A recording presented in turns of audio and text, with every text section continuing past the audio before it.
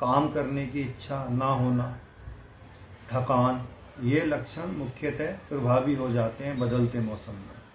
तो योग इनका उपाय बताता है। योग में आसन, प्राणायाम, ध्यान का अभ्यास करके हम इन बीमारियों से बच सकते हैं। तो ऐसे कौन से अभ्यास हैं, कौन से आसन हैं जिनका प्रयोग करके हम शरीर के इम्यूनिटी सिस्टम को यानी सुरक्षा तंत्र को, प्रतिरोधक प्रणाली को मजबूत कर सकते हैं।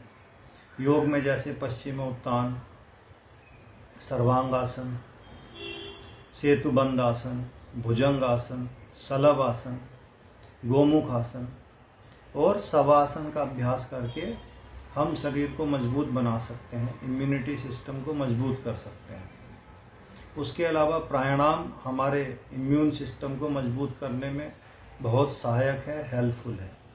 योग में ऐसे कौन से प्राणायाम हैं जिनसे सुरक्षा तंत्र मजबूत होता है?